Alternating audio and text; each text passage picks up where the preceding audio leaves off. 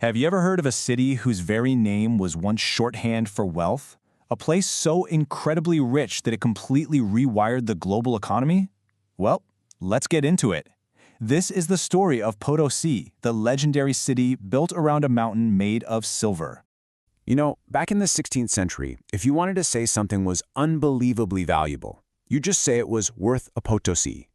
And that wasn't just some catchy phrase. It was a direct reference to the mind-boggling fortune being pulled out of the ground high up in the Andes.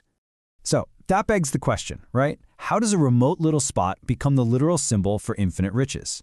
This is the story of Potosi, a city whose entire existence is wrapped up in one single spectacular mountain, a mountain that funded an empire and, as we'll see, is now in real danger of collapsing.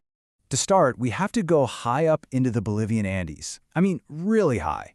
We're talking about a place that seems completely the opposite of where you'd expect to find a bustling, world-changing metropolis. We're talking an altitude of about 4,000 meters. That's over 13,000 feet. It's one of the highest cities anywhere on the planet. The air is thin, the landscape is pretty stark. But hiding just beneath the surface was a treasure that would pull people in from all over the world.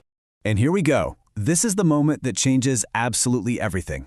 The year is 1545. A massive discovery is made inside a mountain the local people called Sumaj Orco.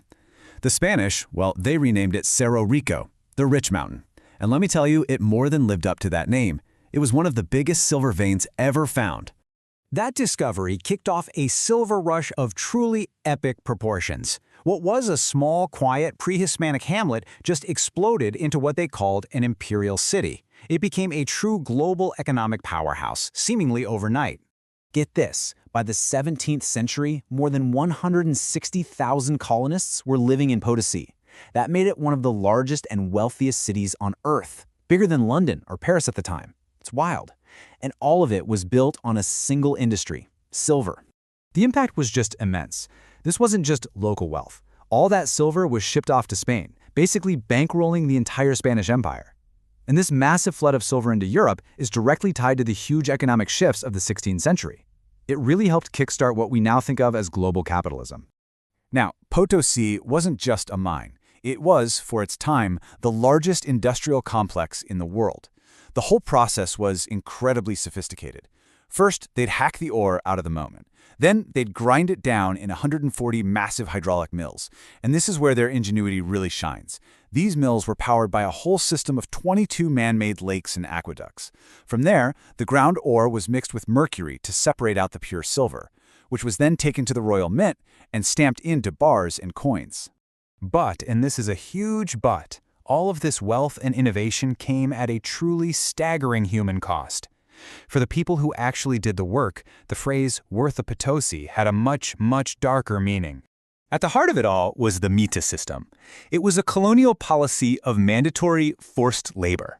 Indigenous people from hundreds of miles away were forced to travel to Potosi and work in the mines. And the conditions were just brutal. It was incredibly dangerous work, and for so many people, it was basically a death sentence. You could see this brutal social structure in the very layout of the city. You had the Spanish zone, full of stunning churches, lavish homes, all the opulence you can imagine. And then, separated by an artificial river, you had the barrios mitayos, the impoverished neighborhoods where the indigenous workers and their families had to live. Two completely different worlds, right next to each other.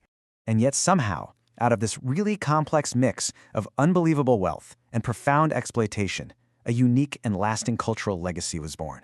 And it's one we can still see today. Potosi actually became the birthplace of a whole new architectural style called Andean Baroque. It's this fascinating fusion where European designs are blended with native indigenous symbols and influences. It created something totally new, and this inventive style spread out from Potosi all across the central Andes. So in 1987, UNESCO recognized this entire setup as a World Heritage Site. And what's really interesting is that it's not just one building they singled out. They recognized the whole production chain, from the mines in Cerro Rico to the industrial mills, the aqueducts, and the royal mint. Crucially, it also includes both the fancy colonial homes and the workers' quarters. It preserves the full, complicated story. But the story doesn't end there, not by a long shot. Because today, the very mountain that created all of Potosi's wealth is now the source of its greatest threat. In 2014, UNESCO made a pretty startling announcement. Potosi was officially in danger. After centuries of being the symbol of power and riches, its entire future suddenly became uncertain. So what's the problem?